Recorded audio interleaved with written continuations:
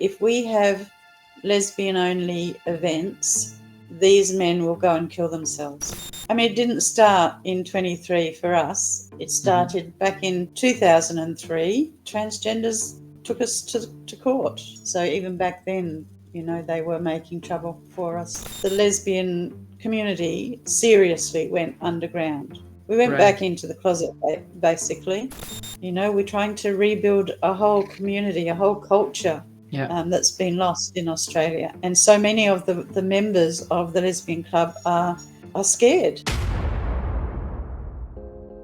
It's official. Lesbian single-sex public events are against the law in Australia. Illegal. Bad. Can't have it. The same will go for public gay men's events, although this hasn't been legally tested yet. All the Australian LGBTQ what the fuck organizations are going, yay, progress!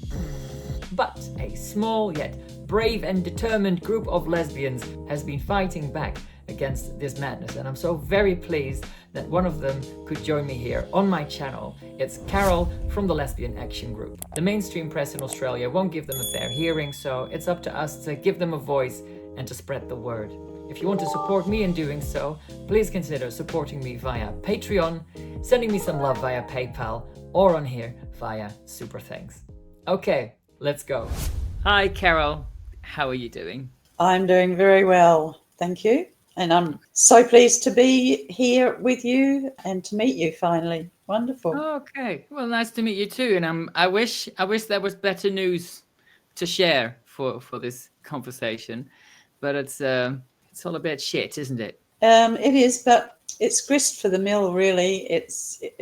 Nothing's changed, is what I'm saying. If we'd actually won an exemption, then things would have changed. But actually, nothing's changed. So we're disappointed, yes. Yeah. But we just keep fighting. It's just another step in a big fight. So let's just go over the basics of the case, if you like. The first time this sort of started was 2023, August 2023, when you wanted to organize a lesbian-only event at a Pride Centre in Victoria, right?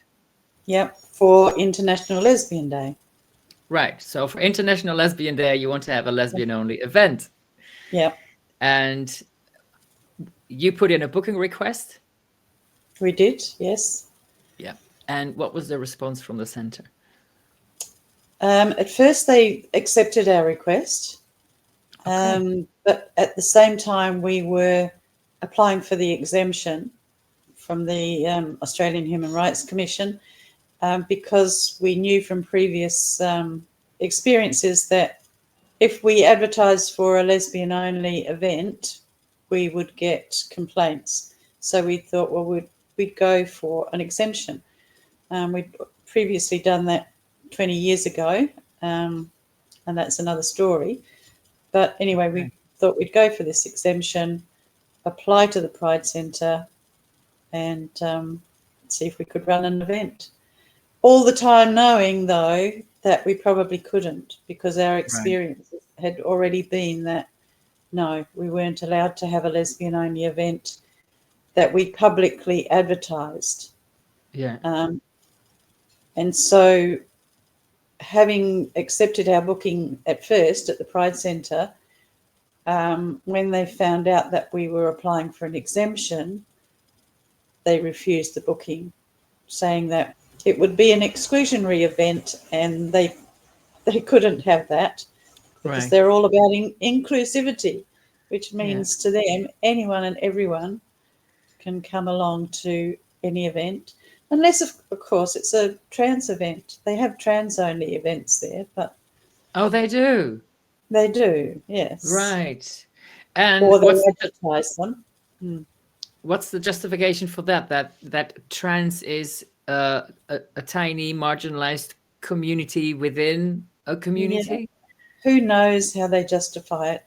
I can't get into their heads. So don't. You'd get lost. No. Stay on the side of sanity, please. Mm-hmm. Right. So then the the booking was rejected Mm. because they've obviously forgotten that homosexuality is by definition exclusionary. Yes. Yeah. So we Right. had to go through the whole, even though the Pride Centre had rejected our booking, we still went for the exemption, because if we'd got an exemption, we would have hired somewhere else to have it. So yes, we had to go through a whole process with the AHRC, Human Rights Commission, which involved months of work, getting letters of support. They gave a preliminary view that no, we couldn't have an exemption at all. So then we had a right of reply to that first refusal. And so they then looked at it again. And so again, we had to get loads of support. And I have to say, the letters that came in supporting us were just amazing. It was so heartwarming to get letters from all over the world supporting us, both legal type letters as well as, personal experience letters. It was just fantastic to see that support. And I think overall, out of the two episodes of getting letters of support, we got nearly 400 letters of support, and the opposition got 80. So that was pretty good. But even then, on their second go round, they still refused the exemption, but we had actually managed to move them, because from the first rejection, it said, we couldn't have it at all. We couldn't exclude anyone. Anyone who wanted to turn up should be able to turn up. But at the second one, the final decision they made, they allowed us to exclude heterosexual men, heterosexual women, bisexual women, even if we could tell whether they were bisexual, and heterosexual women. But the ones that we couldn't exclude, because the poor things would go out and kill themselves, were the men who said they were lesbians. Right. So who are heterosexuals, but just under the cloak of trans. Well, their terminology was transgender women who are lesbian. I refuse to use that terminology because it's all bullshit. They're not lesbian. Yeah, I'm getting into trouble all the time because I just refuse to say it, and I just say men, which confuses some people. Plain language confuses some people. Well, it's the language that makes such a difference, and that's something that we see all the time when it comes to this topic. And when that exemption was rejected, I found something on the Equality Australia website where they responded to the rejection. And this is what they said. LGBTIQ groups have welcomed a decision by the Australian Human Rights Commission to reject an application by a lesbian group to hold a social event at the Victorian Pride Centre that excludes women who are transgender. That language, it excludes women who are transgender, rather than, if you'd said it excludes men who claim to be lesbians. Yeah. Because using that language makes it sound completely ridiculous instantly, and shows that this is men trying to insert themselves into lesbian spaces. Yeah. So, in our speak, we wouldn't actually exclude women who are transgender. They're women. Yes. So, and if they want to come to a lesbian event, because they're a bit confused, let's say, then they wouldn't be excluded. Women wouldn't be excluded. It's the men that would be excluded, but not men dressed up as women. No. Right. And the CEO of Equality Australia, she said they lost their application because they attempted to define lesbian by scrutinizing the bodies and sex lives of people who were supposed to just be there to sing, dance, and socialize. How dare you acknowledge what a lesbian is?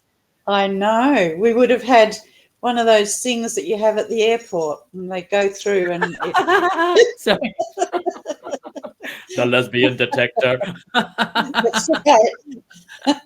Yeah, they were intent on that.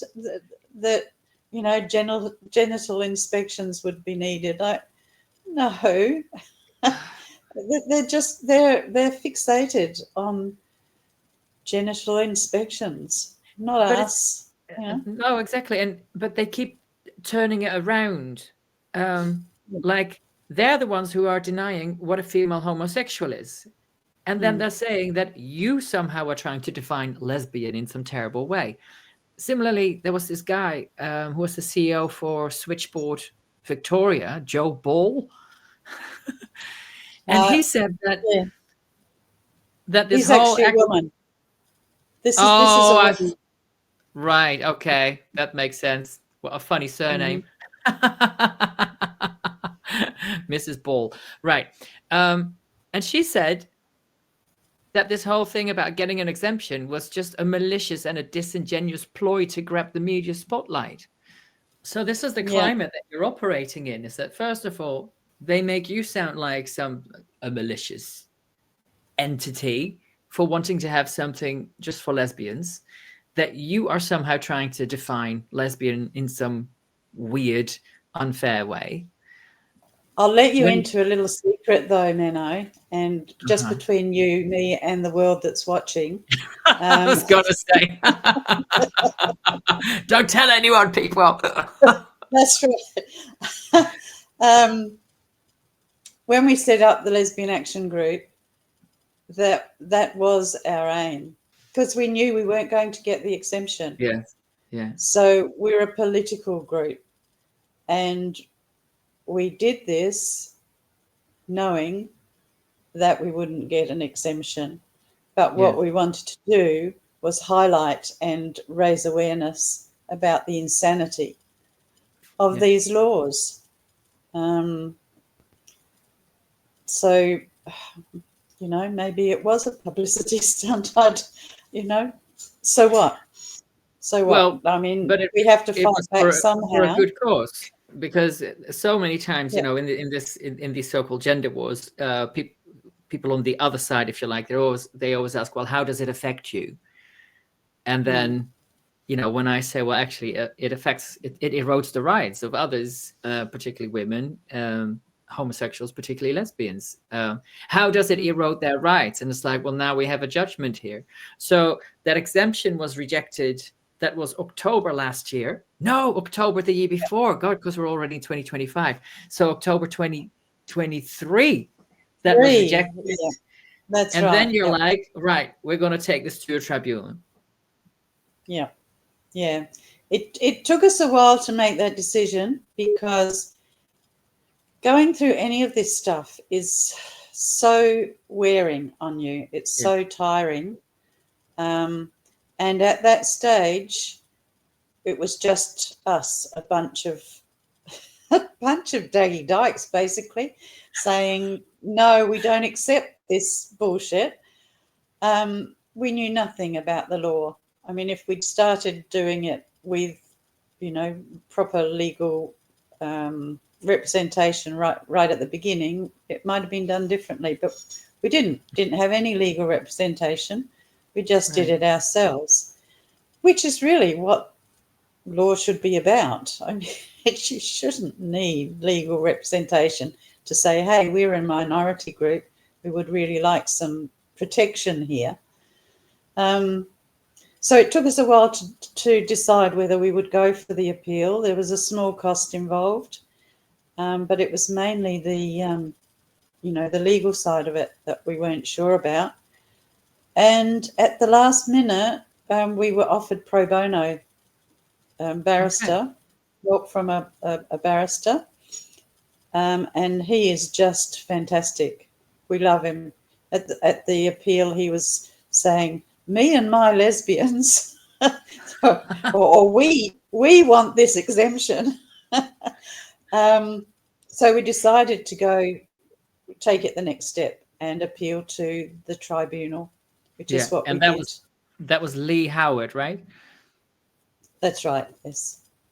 And Anna Kerr from the Feminist Legal Clinic here in Australia, she was our solicitor and had been since the beginning.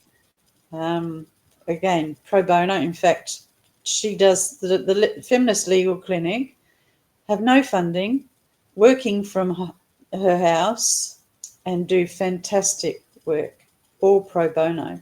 So just a little plug, anyone who wants to, help out, you can make a donation there to the Feminist Legal Clinic in Australia. So yes, so then we went for the appeal, and that was, a lot of work putting together all the witness statements and getting the legal arguments together. Went to court, or the tribunal court anyway, in September last year, 2 days in front of Member Fenwick. I was on the stand for 3 hours, and it was actually quite liberating, because Lee had said, just be yourself. Don't censor yourself. Be polite and professional, but don't censor what you want to say. So in court, I was able to say things like, sex is real. No, people cannot change sex, and I don't believe that, and lesbians don't believe that, and no men can be lesbians. And I just said whatever makes sense, really.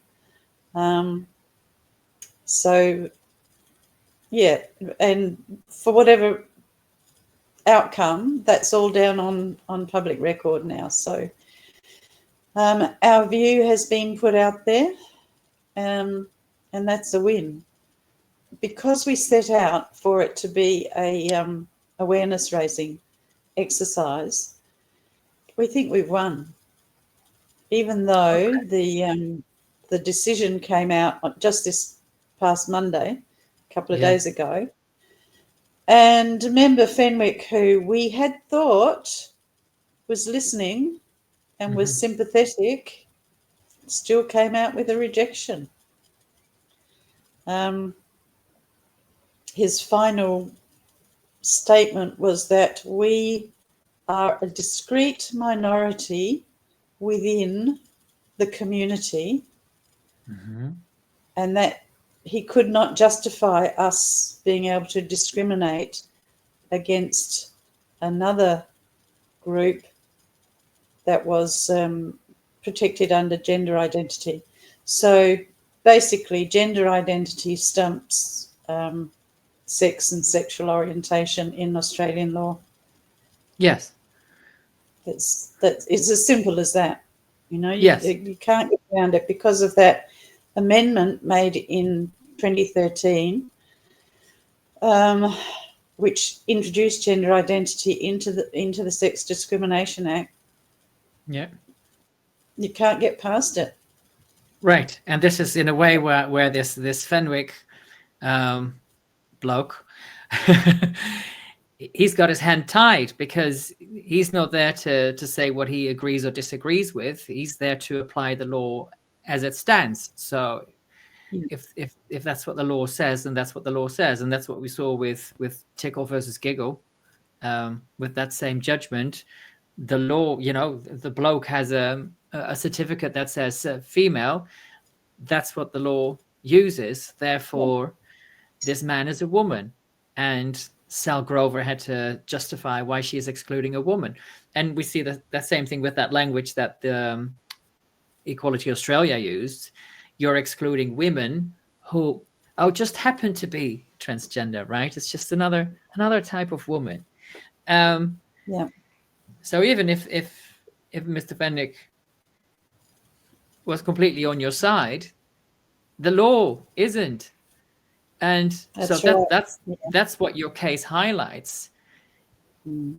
along with the Although go on. it's there is still avenues for interpreting the law, and so they are actually choosing to interpret it the way the Australian Human Rights Commission is pushing for.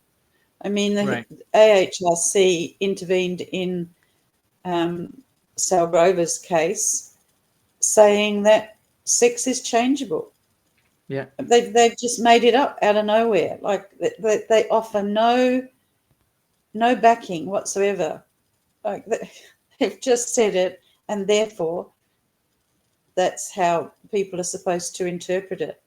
But if Fenwick had been brave enough to stand up and say no, show me the evidence, or there's nothing in law that actually says that people can change sex. I mean, where did they get off, really? They've just made it up. We all, apparently, according to AHRC, we all can change sex probably many times over the course during the of court our sessions. lifetime. That's right. And they're spouting this nonsense and putting it in law. It's insanity, really. And is this something that came out during the hearing last September? I mean, were there any exchanges where you just said, "Look, lesbians don't have penises," or these men that claim to be lesbians, that they're not actual women, they're not actually female? Did anything come out that was sort of that? Yeah, blunt? well, I said to him, because he seemed to be really interested. He didn't seem to be biased. It seemed to be a new topic to him. Oh. So I at one stage said, look, language is really important. You're saying trans women. What that actually means is men. They're not women. They're men who say that they're women, and no human beings can change sex. And I said, when you're talking about trans men, you're not actually talking about men. You're talking about women. I don't think he had grasped those things up until then. Okay. And it was interesting because we then, and our barrister used our language and would say men who say they are women instead of transgender women. Yes. And by the second day, the AHRC barrister was also saying men who say they are women. Like, she was hopeless. She was completely out of her depth. We should have won this case. Honestly, it was a brilliant case that Lee was putting forward in terms of freedom of association, freedom of speech. We didn't actually want to get into what is a woman stuff. It was all about our rights, our human rights as lesbians, as a minority group, to have freedom of association and freedom of speech. So we should have won. It was a winning case. In a just world, we would have won, but we live in a crazy world at the moment, and especially down under. So then you get the news, and that was only 2 days ago. And on the one hand, you say that, like with the exemption, originally you thought we'll never get it. So, but with this judgment, you did hold out some hope of, this could swing our way. Yeah, we did. Right. Yeah. We did because of Lee's case that he put, and the way that the feeling that we got at the tribunal, like anyone who was there could have seen that the case they were putting was absolutely ridiculous, and our case was very strong. So yes, we knew that the law was against us. So, that's the reality that we're living in. But yeah, we did have a little bit of hope.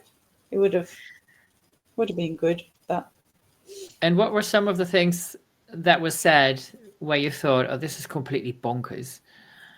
I think the AHRC really scrambled at the end. to put together a case for this appeal. I think they totally underestimated us and our legal team, because at first they saw us as a plodding little volunteer group, I think, legally inept. And until we got our legal team, we were. So they scrambled at the end to get expert witnesses, because when we put in our case, we had Sheila Jeffries as an expert witness, and there was my witness statement and a really good legal case stated by Lee. And so they scrambled and they got 5 so-called expert witnesses. 3 were from just people who seem like, I don't even know their names, people off the street who were, pro. Any man in a dress. Yeah, that's right. And then they had another Jeffries, but this is Dr. Eleanor Jeffries as their expert witness. Her claim to expertness is she's CEO of Scarlet Women, which is the sex worker union, I suppose, in Australia. And she's been a sex worker all her life.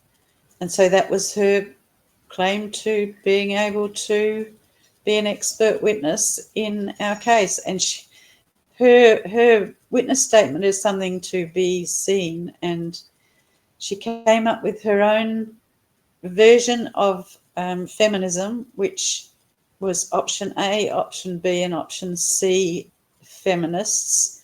And our brand of feminism was a subsection, a little, offshoot of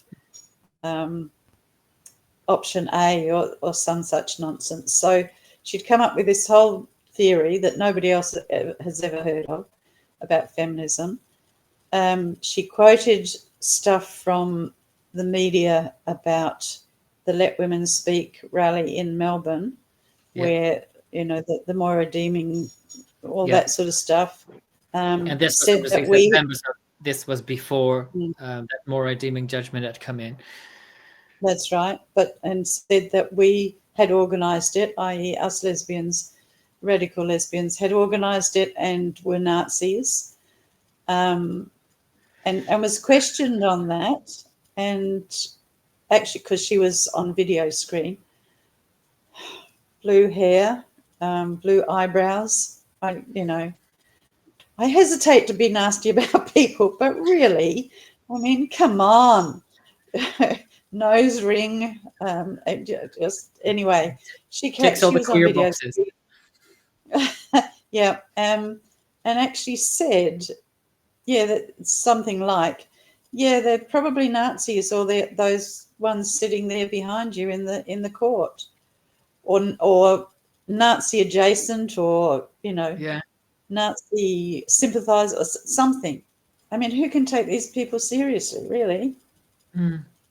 And she also said something, she said lesbians who believe trans women are men are a small subgroup, and some lesbian feminists share common ground with Nazi fascists, just for knowing what a lesbian is. Yeah.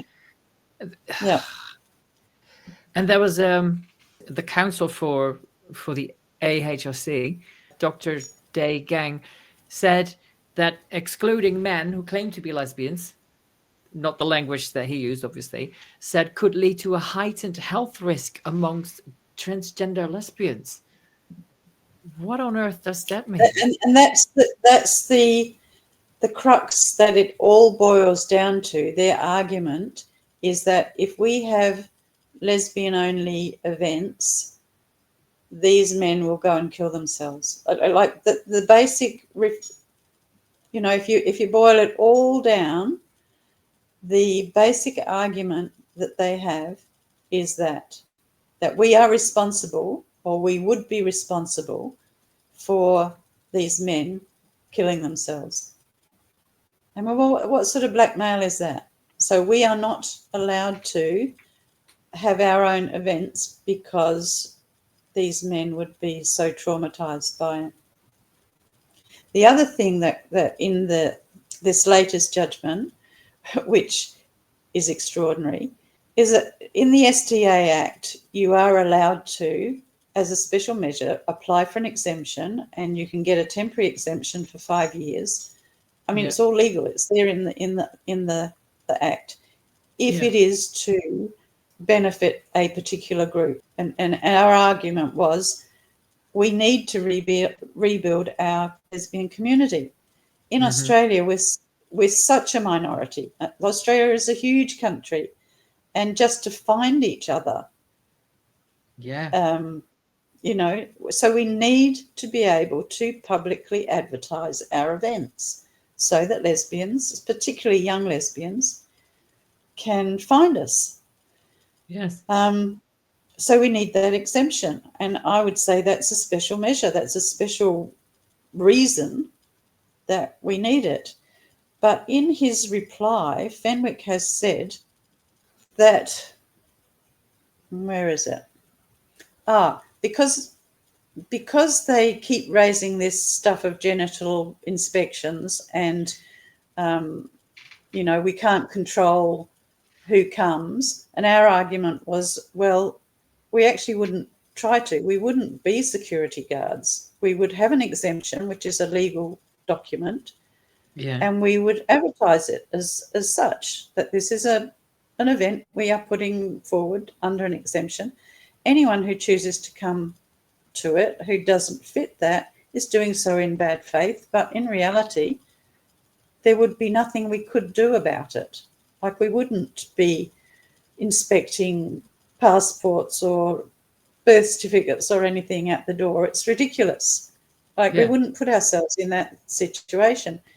But they kept on about that, the security and the genital inspections and the, what if there's a protest outside, how would you deal with that and stuff? And it's like, Did you say, look, I've been a lesbian for decades and I've never had to perform a genital inspection ever? I mean, because we'd said we would just have to trust those who came through the door. I mean, nothing else and we if you could see do. someone who is a bloke, then you'd go, excuse me. Yeah. And again, you would say, excuse me. You would talk to them. You're not going to ask. You're not going. You're not going to do a Crocodile Dundee, right? That was a guy. Guy dressed up like a sailor. Look at that. So he was saying, Fenwick has said, that because the argument has been put forward that we couldn't control who came to the event or not, then it's no good giving us an exemption because we couldn't control it. Okay, so they're basically saying, well, if you can't really enforce it, then what's the point of giving you an exemption? That's right, exactly. So what's the point of having the possibility of an exemption in the SDA Act? But that reasoning renders the whole concept of having exemptions redundant. Absolutely. That makes no sense. It makes no sense whatsoever. I don't know who he was trying to protect, whether it was us or them or the general public, but no, you can't have one because there might be some security issues. Because surely that's not his words, but because surely having the exemption and advertising an event saying this is single-sex lesbian event under the da-di-da Act of da-di-da, surely somebody could show up, but then it's exactly when somebody shows up or there is a protest that you then point at the exemption and say, well, this is totally legal and lawful what we're doing. That's right. And that's why we went for it, or one of the reasons would be so that when we did it, it was lawful, because apparently it's unlawful at the moment. So but also it's like he's expecting there to be trouble, and just because he thinks you can't deal with the trouble, he's not going to give you the exemption while you're being called Nazis, Nazi adjacent, while you're being... Also, that's another thing that I read where it's like, oh, this was in the press rather. So the Guardian, they did a write-up about the decision where they said Lesbian Action Group believes transgender women are men. And it's like, well, no, it's the other way around. They don't believe that these men are women. But again, you're made out to be this crazy fringe group with very strange beliefs, when you're the same ones who are not subscribing to a bonkers belief. It's so Orwellian. And it is. the And situation is, someone has brought up that if you read the whole decision, it's coached in that belief system. yeah, It's like they've already made up their mind that this view is the view that everyone takes, and so it's coached in those words, that language, that point of view. So it's hardly unbiased. It's not unbiased at all. It's not a review taking into account both sides. It's a review saying, well, this bunch are wrong, and so we're not going to let them have their exemption. And this language, we also saw that in the Tickle versus Giggle judgment, where the judge talked about cisgender people, I think, and obviously that this bloke is a woman somehow, female. Anyways, it's that language that shows this is completely ideologically captured. Absolutely. We got a lot of fighting to do. Yeah, like this wasn't the first fight in this area. I mean, we've obviously got the Tickle versus Giggle judgment that's now going to appeal. There's this judgment for your case. There was also Jessica Hoyle in 2021 in Tasmania, who did a similar thing where she wanted to get an exemption from the Tasmanian Anti-Discrimination Board, I think, for a lesbian-only event. She wasn't granted that. She then took that to a tribunal. She lost. So same thing. And then she wanted to raise some money to get a judicial review in the federal court, but that never happened. And you know, it's as you said earlier, it's such a strain. It takes such a toll doing these things, raising the money, preparing all the arguments. Did you ever, during the preparation for the hearings, did you ever sit back and go, is this really happening? Do we have to really explain what a lesbian is? All the time. But you know what? It didn't start in 23 for us. It started decades before that. Back in 2003, I was involved with a group organising a lesbian gathering, and we advertised it for lesbians only, and transgenders took us to court. Back in 2003. Well, it was to the tribunal. And at that stage we went for an exemption, and we actually won the exemption in the first instance. But then another transgenders group put in a complaint about our exemption. They are so litigious; they will not let go. And at that stage, we lost the exemption. So at that stage, this is back in 2003, in Australia, the lesbian community seriously went underground. We went back into the closet, basically, and we've been meeting for the last several decades nationally, and every year, several times a year. So there is a community, but it's underground.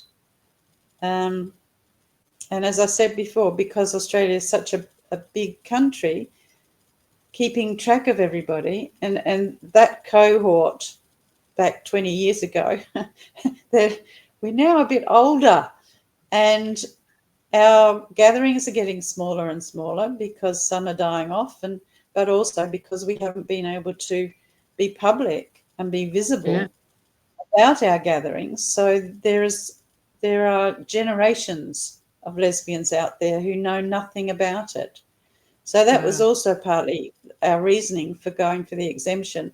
Even if we didn't get the exemption, we wanted to let lesbians in Australia know that there is a lesbian-only, a lesbian-specific culture, that you don't have to be part of the alphabet soup. There is a lesbian culture.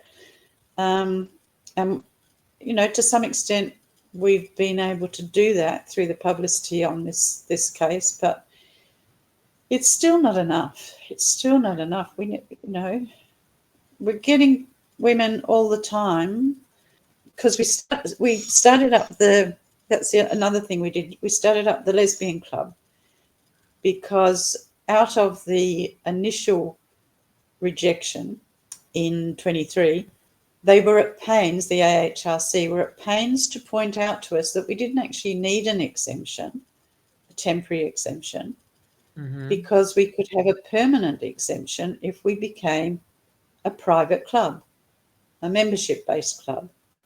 We would, and we could choose who our members were, and we would have a permanent exemption. So we've done that, and that's the Lesbian Club. So we have a private club, and we select who could be a member. Okay. But it's And only that a can be halfway advertised?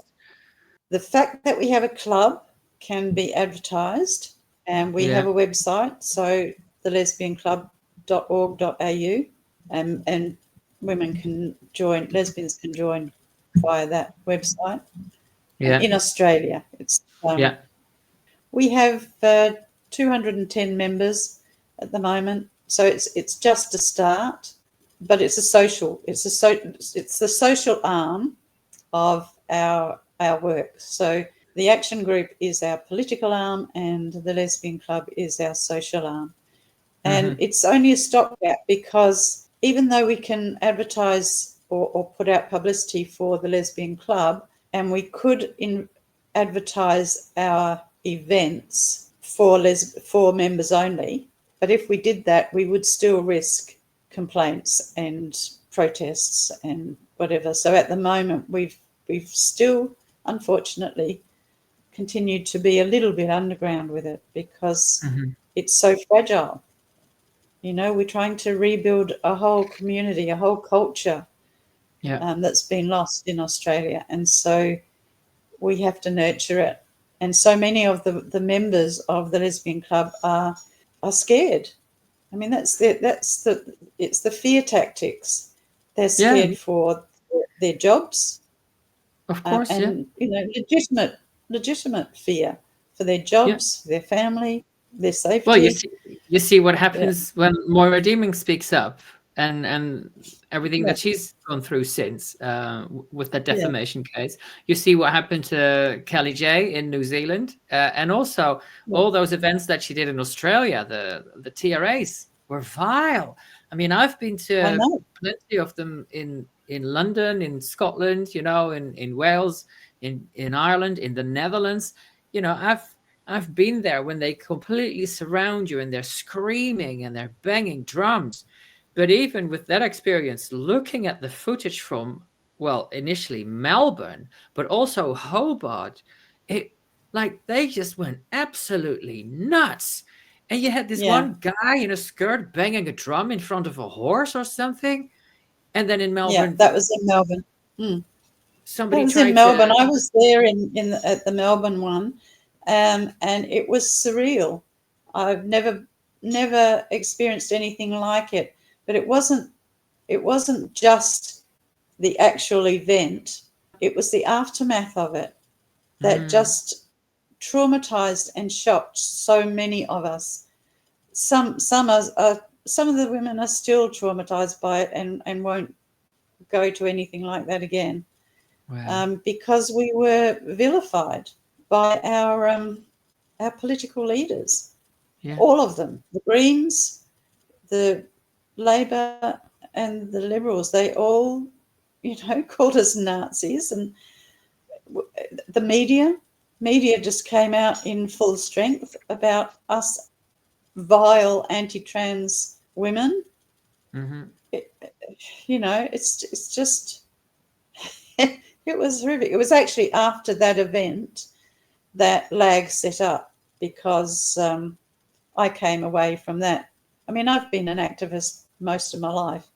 Mm-hmm. I was hoping to go into retirement, and actually for a year or so there, I did put my feet up and potter in the garden. But the Melbourne event brought me out again, Wow. and Well, came that's away like from Bev. that thinking, That's like Bev yeah, Jackson and Kate Harris, where they thought that they had a meeting with some others, and they're like, "Yeah, it'd be good to set up, an LGBT organization, and somebody should do it." And everybody just looks at the two of them, and they're like, "What? No, we're like old and retired. Like what?" And here they are. yeah. I'm looking forward to retirement. Actually, we're trying to find and motivate the young ones to take over, because it's their world that Yeah, but they're then if they're moving so into, and it's like, yeah, if they're not even, they don't even know that there is, such a yeah, thing as lesbian only, or lesbian only culture. Or I mean, I yeah, spent the weekend with 3 lesbians, and again, it was just they, like, 2 women, a bit older, and then a younger woman, and it's like they were telling her stories that she'd never heard of, because she wasn't around when there was a lesbian community. So yeah, it's so important that you have these opportunities to just be lesbian only. Like, you need mhm, these spaces. And here you have a bunch that don't even understand, or I mean, they know at the end of the day, everybody knows what a lesbian is, but then you've got some blue-haired person, expert with a nose ring, saying, "Oh, Nazi this, Nazi that." I mean, it's so radical and extreme that, like, how can anyone take it serious?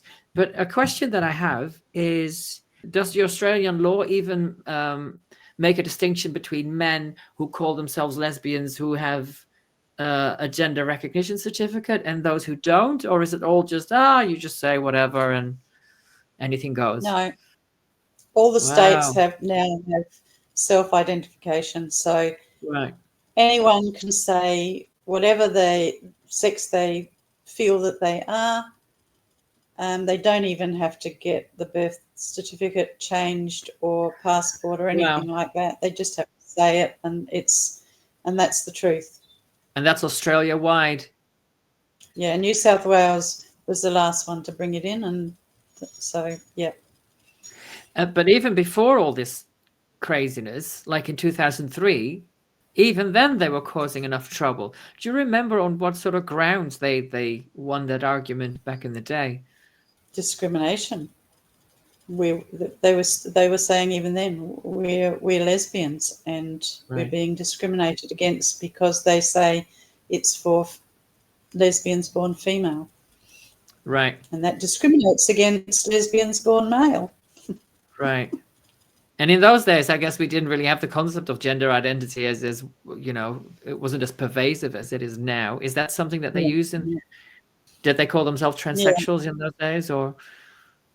No, they were saying transgender even back Right. then. We've got a Right. few very vocal, very litigious, very Yeah. active TRAs that Yeah. have been pushing this stuff here in Australia for decades. And they've infiltrated all over the place. Yeah. They've got, education, government, health. Stories that come out of some of the schools are horrific. Right. We've got nurses who say, the hospitals are totally captured, universities captured, Yeah. everything, government. So in terms of the next steps then for this, I guess you now need to consider whether you want to retire and put your feet up, or whether you want to take this further, I guess. I mean, one thing I was thinking of, because I think there was an argument made that the Peel, that gay bar, that they got an exemption. Was that a recent thing? So that gay men could have their own single No, sex? it's going back a few years now, and I Yeah. think it's actually changed. Yeah. They may still have an exemption, but they've had to couch it in a way that anyone who presents as a gay male. Yeah. Because I thought, would this be an idea if because obviously you've been working on this for a good 2 years, and that's just this particular case. What if a bunch of gay men get together and they apply for an exception for a gay male only event? I Well, mean, the law. that's one of the things. Yeah, that's one of the things I would like to see coming out of this is more groups of whatever persuasion applying for exemptions to test out that exemption part of the law. So it would be great. LGB Alliance in Australia could apply for an exemption, and a group of gay men could apply for an exemption. Yeah, just to keep the awareness raising going. That's one of the Right. things that I've got on my agenda to encourage, whether they will or not, but we'll see. Yeah, because on the one hand, it'd be a waste of time and money in the sense that you're going to lose, because the same logic or lack of logic would be applied, and therefore they would start arguing that females can be gay men, and that we need to, because even in the UK, where we have more protections, all the gay saunas are inclusive. For New Year's Eve, I had a look at a club night, and it said men only, and then a bit further on the website it said, we believe that trans men are men, and they use the woman in their advertising. We had a sauna in central London that had a woman in a binder, like on a huge poster in the window. So it wasn't even that someone on testosterone, who'd had a double mastectomy. It's like, no, just a woman in a binder. So but I at the tell same you time, what, though, I tell you what, I'm actually glad I'm at this end of my life, because the world that the young ones are going into is not my world. It's it doesn't make sense to me. And if it doesn't make sense to them, then they need to step up. I'm afraid the young ones are going. You either inherit a crazy, insane world, or you step up and you do something about it, and you do whatever is within your power to do to change it, because it is insane. yeah, Those things, normalizing all that shit is insane, and that's what's happening. This gender ideology movement is so powerful. The fact that they can get men being representatives of all sorts of women's awards and scholarships and CEO of this, that, and the other, shows how powerful they are. And it's not going to stop unless younger ones step up and say, stop it. We did that back in the day. yeah. As activists, that's what you have to do. You just got to step up. And doesn't it feel like a real slap in the face that you did that back in the day, and now it's like you're back at square one? Although actually it's worse, because now they don't even recognize what a lesbian is anymore. That's right.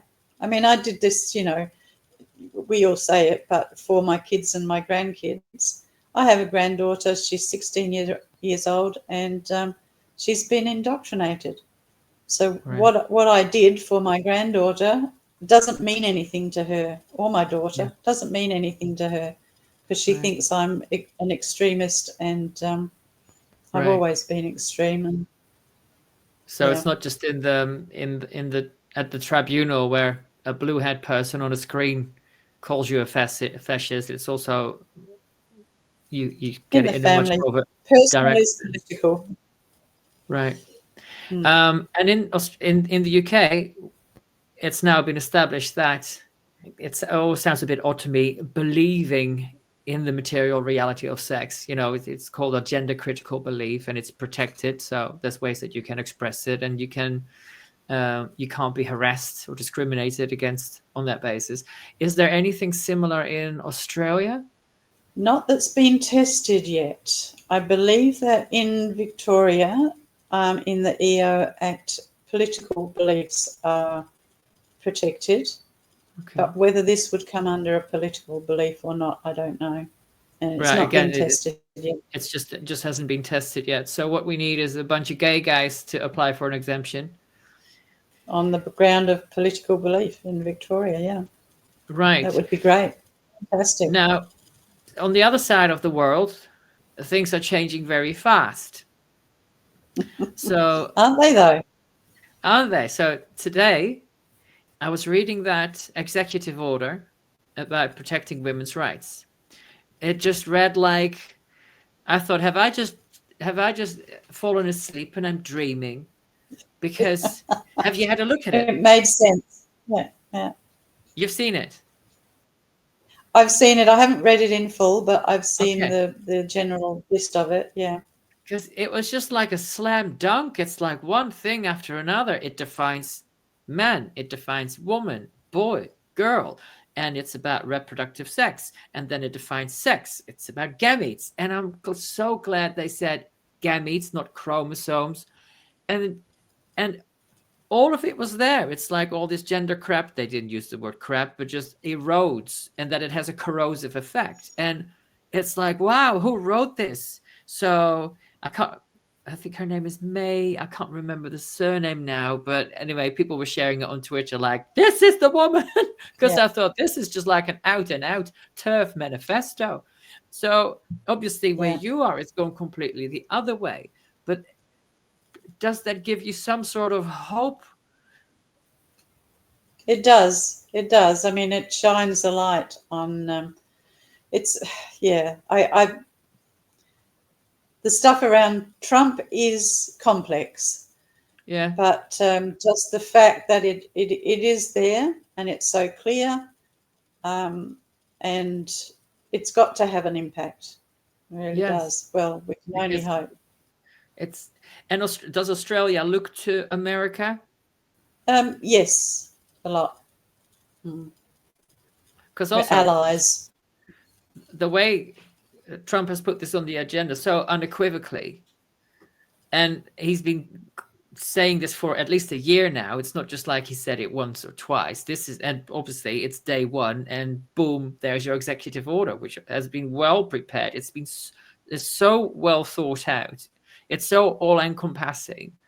And it basically says this overrides any other executive order that would be in conflict with this, something along those lines. Plus, there seems to be a section in there, I think it's section 6, that's alluding to them wanting to put the definitions of sex into law, to make it federal law. So, because obviously the power of an executive order is limited.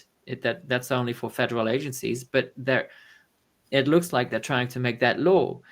And it being the United States, surely that must have a huge effect on other countries, especially people who've been looking at this is thinking this isn't right, this is completely bonkers. Like now they can come out and say, look, it's happening. Like the floodgates are open kind of thing. Because as much as it's in Australia, as much as it's so entrenched and all these organizations are captured, would it be possible to, what would it take? Would it take a change of law? Would the Sex Discrimination Act need to be amended again, or is that what would need to happen? Yes, and that's ultimately what we've got to do. It's the laws that are holding us back, and even just getting, this is my unlegal opinion, but even just getting a definition of sex and woman into the Sex Discrimination Act, because believe it or not, there is no definition of sex. There's a definition of gender identity, which is, one of those circular definitions. There's a definition of sexual orientation, which is about being, attracted to your own sex. But if there's no definition of sex, it makes nonsense. What is it? And there were definitions sex there before, discrimination. but they were taken out, right? So Right. that it didn't specifically, so that it didn't limit the provision of protections against Yeah. transgender. Yeah. Right. So it widened the scope. So they did Right. it, intentionally, specifically. Yeah. And it has been successful because in Australia there is no there's no sex. Sex in the law doesn't exist. It's what anyone says it is. You can call this act the Sex Discrimination Act, but if it doesn't even acknowledge what sex is, then you can't protect anything on the basis of sex. It means nothing. And That's even right. they also got rid of the term opposite sex. They changed it to different sex back in 2013. So that, because again, different sex then alludes to the idea that, oh, well, it's a spectrum. There are so many different sexes. It's not That's opposite. right. It's not That's binary. right. It's not just two. So this stuff has been going on for a long time, this infiltration. They've been amazingly successful. I have to give them that. Well, this is true. I mean, and I was looking into, I like to look at the history of all this stuff and how did we get here? And I mean, the first man calling himself a lesbian or a transbian, this guy actually says he invented the concept. I'm going to find out how to get a sex change operation, and I'm going to live as a lesbian. I probably invented that stuff. There was a conference in 1917. He was part of organizing it, but this was for lesbians, and he was part of it, right? And then, the women, the lesbians, voted on whether they should keep him, yes or no, right? And so this goes back decades. And in terms of being able to change your legal sex, in Sweden that started in 1972. In Germany in 1980, in the Netherlands, where I'm from, it was 1985. So this is when, women's rights were starting to be sold down the river. And in Australia, I think it was South Australia. I don't know off the top of my head, but that was one of the first states in Australia to allow, changing your legal sex. So this has been going on forever. But what do you think is behind that? Do you have any, like, there are some ideas about that? Do you think this was always like some big overarching plan, or is it just something that's become a runaway train? I can't get my head around it, Menno. That's the question that all of us ask, and I think it's complex. I don't think there's one answer. I think it's a whole combination of things. I think, yes, there are some serious resources behind it, and money behind it. There's some big egos behind it. There's some predatory motivations behind it. We live in a patriarchy, so it's probably the next step in putting women back in their place. There's big pharma, and then there's stupidity.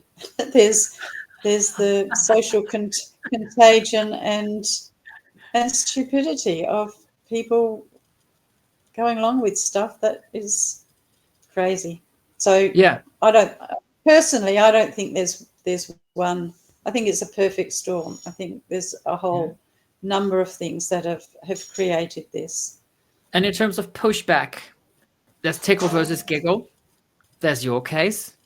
There's Gillian Spencer, who's been ringing the alarm about what's happening in the gender clinics, and especially with the puberty blockers. There was a report that came out a couple of years ago about a specific gender clinic, children's gender clinic, and the report basically said, whoa, what the hell is going on here? There was a report done and it was hidden, or one of those stories that you hear about. And then a recent one came out, and it's portrayed as if it said, oh, puberty blockers are reversible, but actually when you read more about it, it's that's not really what it says, but then again, that's how it's portrayed in the media. What else is happening on the? Oh, there was that documentary by an Australian TV channel that focused on. So it was called 7 News Spotlight, and they had a special report called "Breaking the Silence: The Reality of Detransitioning." So there are things there, and There are, yeah, there are. I just hope that with what's happening in the UK, puberty blockers practically banned. We're going to have this clinical trial, and I'm like, I don't even know how they can ethically justify that, but it looks like it's going to happen. But still, it's been a huge change, and banning private prescriptions in the UK and various European countries. Then there are all these countries pushing back, like Denmark, like Norway, like Sweden, like Finland, like everything's moving now in the right direction. Even Chile, Yeah. they've started restricting, that's completely the other side of the Yes. world. Even in New Zealand, which they give out more blockers than anyone. Like they give out more, they prescribe blockers up to 7 times more than England and Wales, because the diagnosis of gender dysphoria is a lot easier to get, and the drugs are more accessible. But even they did a review, I think, and they're now looking to change guidelines and to be much more cautious. So even in the most trans-friendly places, they're dialing it back. So surely Australia must go with, and I never thought I'd say this, but you've got Pauline Hanson, right? And she's pretty vocal about this. So when I lived in Australia in 98 and 97, that's when she sort of first came up as a politician, and everybody was slagging her off. And I thought she was like the evil right-wing woman. And I remember there used to be a drag queen called Pauline Pensdown, which I thought was funny.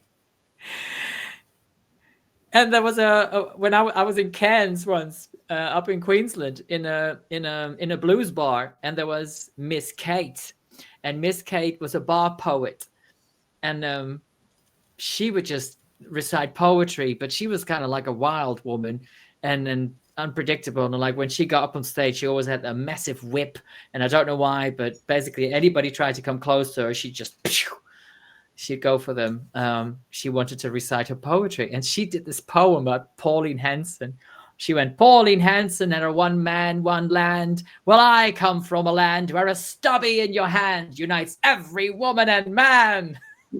Drinks for my friends. That's where the story starts and the fucking story ends. All her poems ended in her swearing her head off. And so I had this idea of, Pauline Hanson. And now I'm like, Pauline Hanson, thank you. When it comes to this subject. Anyway, it's like the whole world. Strange bedfellows. It really is. Really is strange bedfellows that we're having to negotiate our way around, having to, having them as allies. It's, what can you do? I mean, you've got to find, my opinion is, you've got to find, on this issue, you've got to find the support where you can find it. Because in Australia, Labor is totally lost, and the Greens, they're totally insane. I've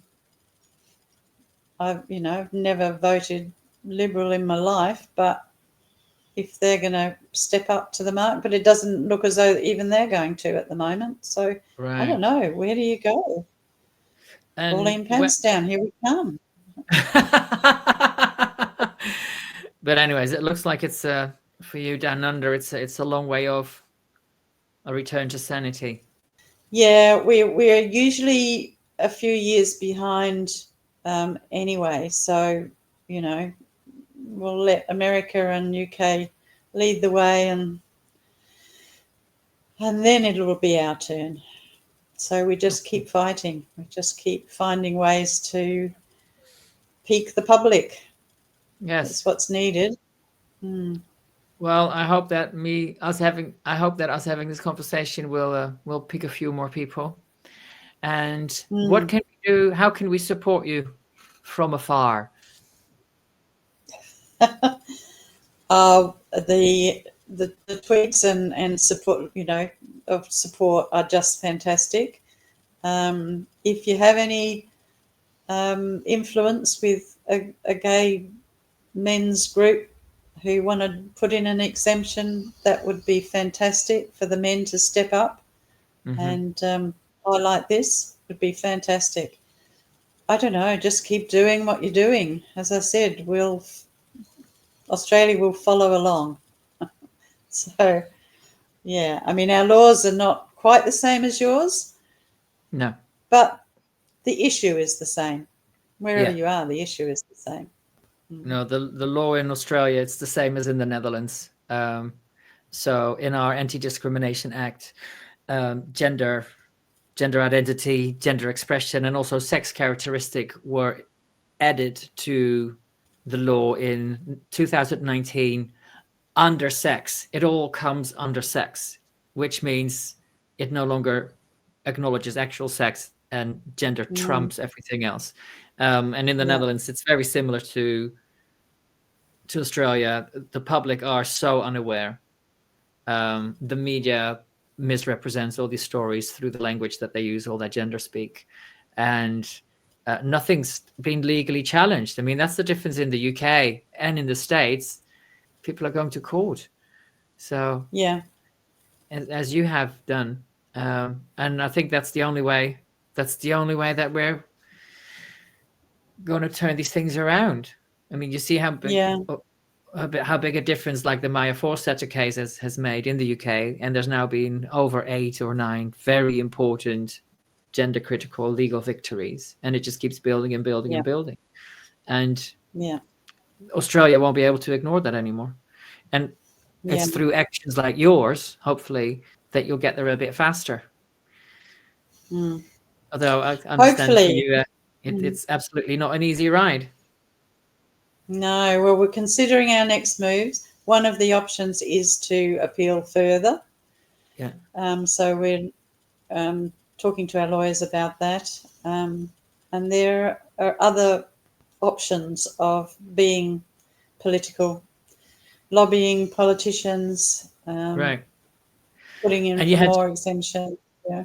You had support from Reem Al Salem, right? From the UN Special We did. Rapporteur. She is wonderful. She is just wonderful. We did have, and the Australian Human Rights Commission seems to resist her interventions all the way. But well, I think this is another way that this can be fought, is by looking at international law, because I think Australia signed up to CEDAW, and that's what our barrister tried to do, is to point out to the member, to Mr. Fenwick, that there are other avenues. He doesn't just have to rely on the Sex Discrimination Act, that there are international laws that allow him to make a different decision. But he chose to ignore that. Okay. This time round.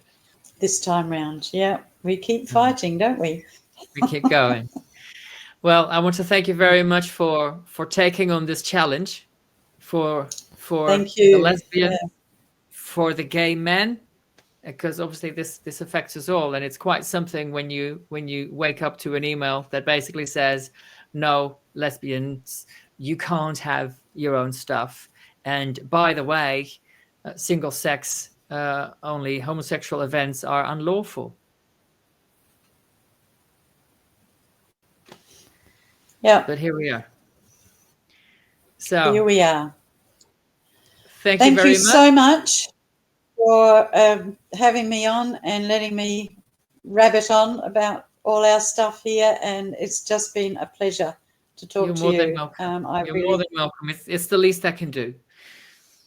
Well, I really admire the work you do too. So thank you. Thank you. And well, I think I've got enough videos to keep me busy for the rest of the year.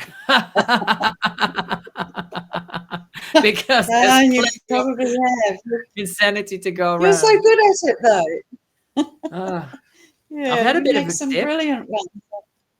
Thank you. I've had a bit of a been in a bit of a dip these last couple of weeks where I just thought, and I'm sure you must have had this as well, where it's just too overwhelming. It's just too much. It's too crazy. It's like, how many times Yeah. can you say men aren't women? How many times can you say That's lesbians don't have penises? It's like, but then you got to just be practical and pragmatic. And as Magdalene Burns always said, keep fighting. That's right. Keep fighting. Fight we will. Down under and in old Blighty. Bye-bye. See you another time. Bye. Thank you so much for watching, and thank you to my PayPal and Patreon supporters. Because of you, I can make videos like this. Special shout out to my big spenders. Help Her Open, Mama Turv and the Turventines, me Julie, the lovely Mary, Julia, Dusty, Judels, Leffy, Dorothy, Wildfire, Esther, and Martha. Thank you.